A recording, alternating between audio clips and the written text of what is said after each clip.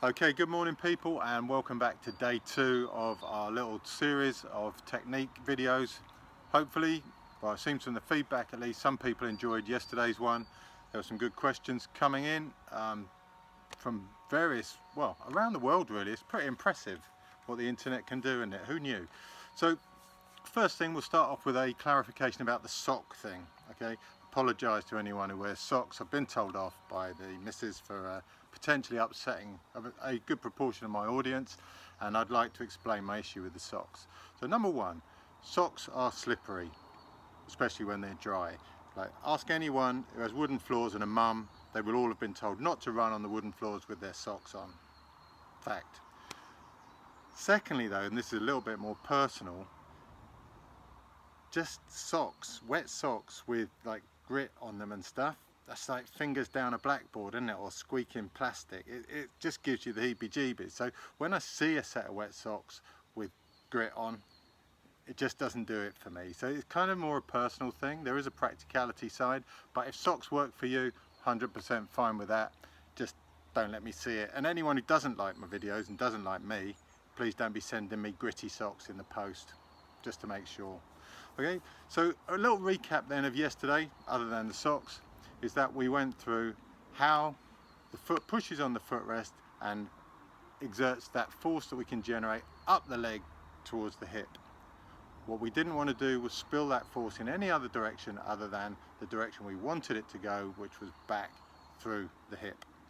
So we went through toe pushing, heel pushing, a mixture of toes and heel pushing, and it doesn't matter a jot to me which one of those you use.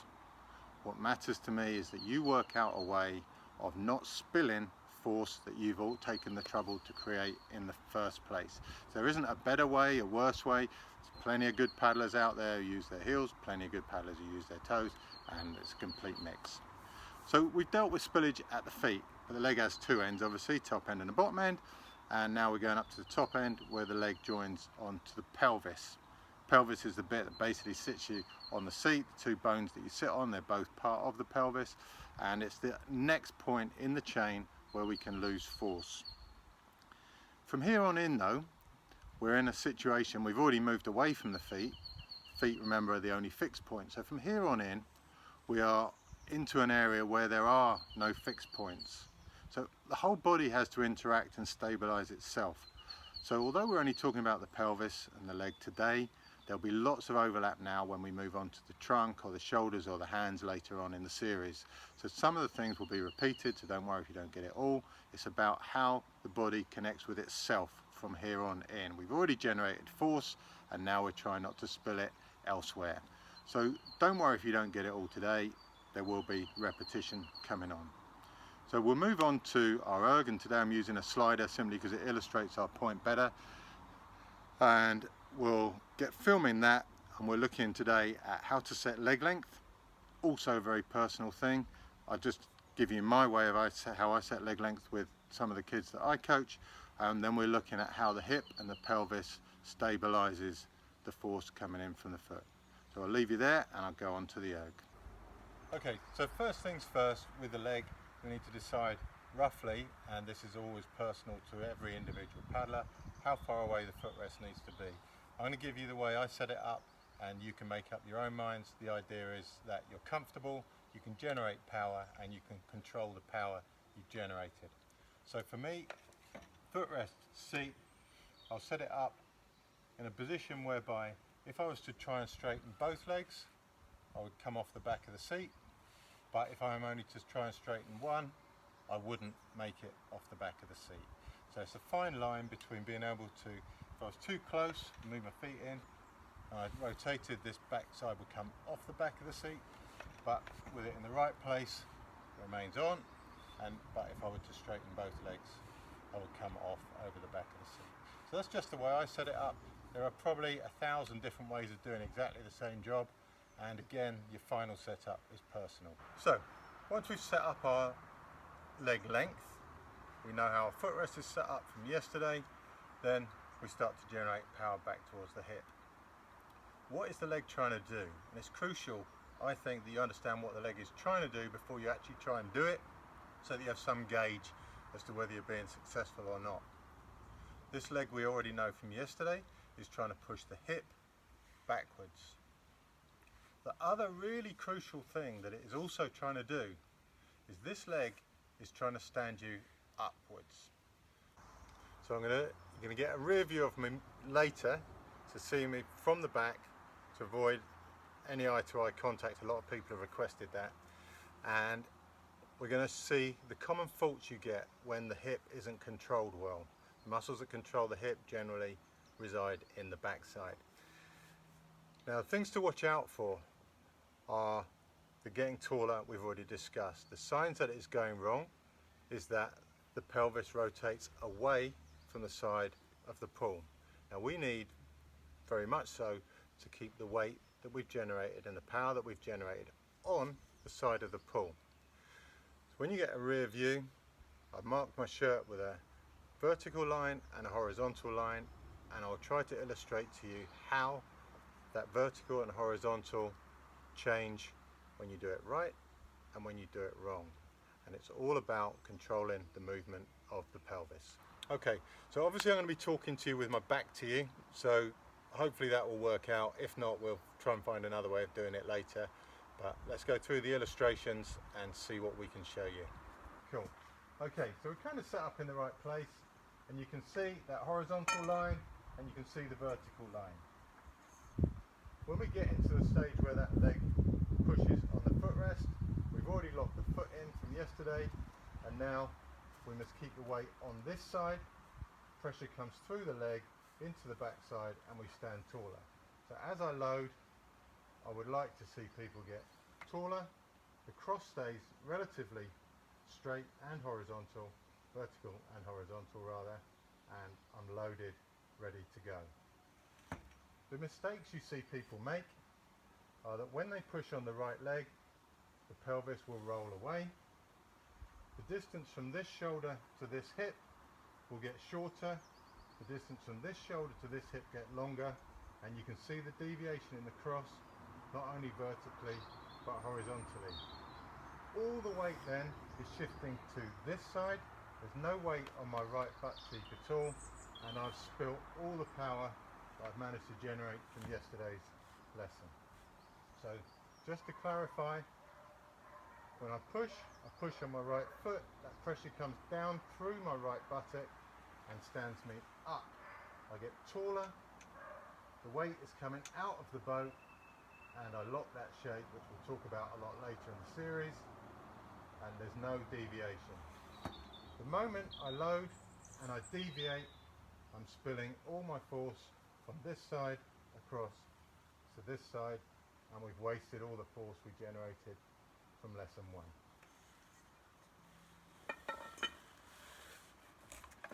So that's quite a simple visual guide to you as a coach. It's quite clear.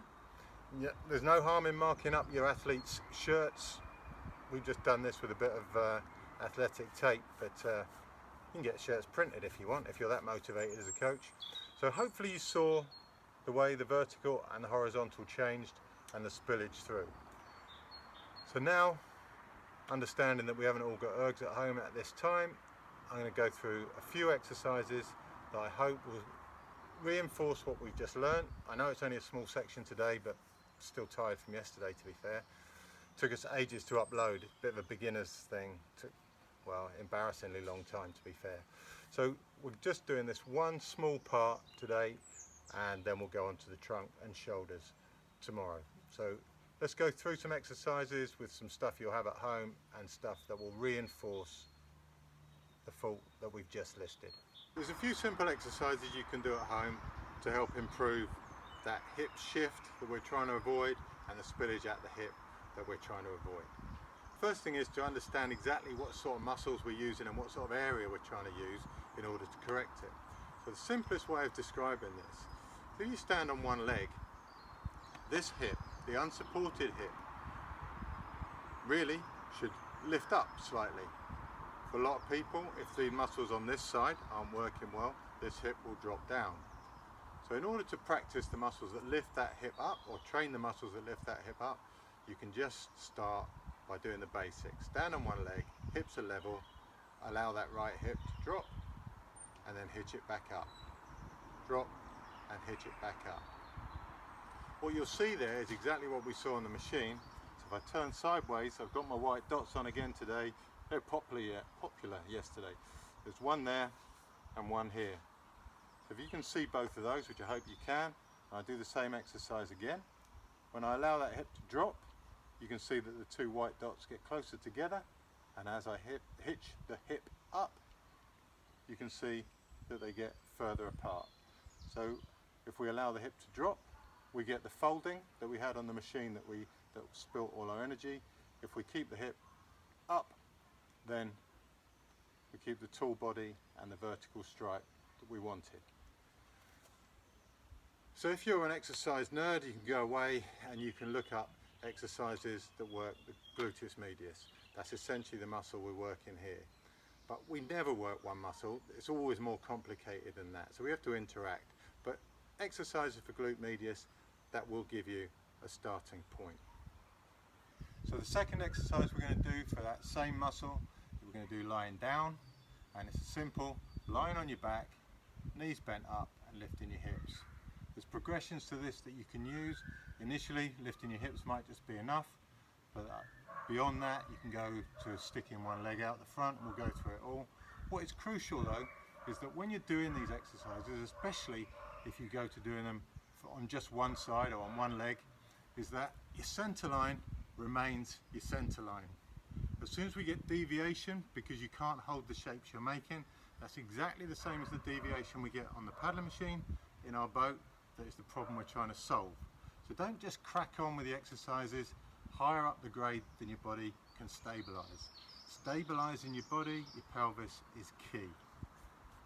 Okay, rock and roll. Here we go. So we'll start this one simple, lying down on your back, suntan style, and we're just lifting the hips up. So now roughly I'll have a straight line between my knees, my hips and my shoulders. From this position, if you want to make it a little bit harder, you can maintain that same position and stick one leg out. What I don't need at that stage is the pelvis dropping down to the side, which is what we're experiencing in the boat, and I don't need deviation to the side. Again, we're experiencing that in the boat. So the problem we're trying to solve is stabilizing the pelvis and drop down. You can then obviously get into working by coming up on one leg and down. There's so many improvements or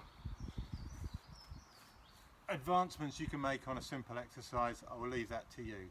The point is, we're trying to work our backside to stabilize our pelvis so that we've got a stable base to add the trunk, the shoulders and the arms onto later in the series. We come back to another standing exercise that you can do, which is again a progression from the simple hip hitches, and we start to challenge that glute a little more. It's called a toe touch drill. So standing on the one leg, reach your spare leg out forward and just touch the ground as far in front of you as you can. Crucial here is that we don't lose control of the stabilizing leg, because we also need that to be in good form. So if you're reaching out so far that your leg starts to collapse under you, you know you've done it wrong and you need to backtrack and not be so ambitious. Ambition isn't always the best thing in the world. So having reached out at 12 o'clock, say, I can go to 1 o'clock, 2 o'clock, 3 o'clock, 4. There's a song in there somewhere, isn't there? Start again. 1 o'clock, 2 o'clock, 3 o'clock, 4, 5 and 6. And come back, and then obviously same semicircle with the other leg. And as you progress, the distance your non-standing foot will reach out is going to increase as you strengthen. Okay, there isn't any weight on that loose leg, it's just literally tapping the floor as far forward, as far out as it can go. And gradually we strengthen the hip on the other side. From here on in, I've got a couple more exercises to show you, but we're going to repeat these probably in later sections, because we're starting now to coordinate the top with the bottom. I want to bring them in now because they're both good exercises that show how you stand up as you pull and what you need to be in place to stand up as you pull. So we'll go through those two next, and hopefully if you don't get them this time, don't worry about it. We're going to go through them a couple more times later in the series. I've got two more exercises here that will overlap with other segments in the series. What I'm doing here, I'm sat with something behind my heel so I can push off my heel, and either side of me I've got a block. It's about 3 inches deep, brick, anything you like, whatever you've got at home. It's not really crucial, but it is crucial to have one on both sides. So what I want you to do here is think about trying to get taller as we pull, which is taller as we push on the right leg. We're pulling on this right hand side. That's our pulling side for this illustration. You can see I've got my dots on, one there, and hopefully you can keep your eye on those a little bit as we go through. So first of all, I want you just to have pressure on both of the blocks. We're trying to get up off the floor, so like a dip or pushing out of a chair, very, very straightforward. At the same time, I want you to be pushing on your right leg, and so as I push down with both blocks, you can see that top dot gets further from the bottom dot. Hopefully you can see that. I can't really see it while I look at the camera there. So what we're doing is standing up from our sitting position, push on the right leg, push up with both shoulders. Actually, this exercise gives us a great insight into how the shoulders and the leg work in unison. For an experiment I'd like you to do at home, let's try doing exactly that same thing, but without the ability to put pressure down on the opposite shoulder. To push on the right leg and to push up with the right hand, and the only way now that we can put pressure on this right hand is for this dot and this dot to get closer together, and the actual idea or the feeling that you are going to stand up totally disappears. So if we put our weight onto this side and close this gap between dot and dot while we try and stand up off the right leg, it feels like you've absolutely got no control at all. As soon as we join the left shoulder in, we can do it very straightforward. And actually, if we take the right hand off, use the left leg, and my apologies, we use the right leg and the left arm, at least by generating our downward force on this left side, we increase the distance between this dot and this dot, which keeps our vertical stripe vertical. Okay? So pressure down from the opposite shoulder to the leg is key to being able to keep that shape in the shape that we actually want it. We can do a similar sort of exercise standing up. So all I've got here, ready-made, True Blue Peter style. Here's one I made earlier. I've just attached a rope to some door handles. No real magic to this, no magic to the rope, no magic to the door handles. Just make sure your door handles are solid enough that they don't actually fall off when you load them. So I'm going to have my hand in a position where I'm ending the powerful part of my stroke. My arm would be in that position at that stage of the pull anyway. We're going to cover all this sort of stuff later on in the series, but believe me, this is where I want my hand to be. I'm standing on my right leg, and I'm just going to lower down on my right leg, allowing that hand to slow me down, and then from there I will stand back up and lower down and stand back up. All the time while I'm doing that. Oh, and what I said about the door handles, they're not looking too well. I think it's okay for one more go.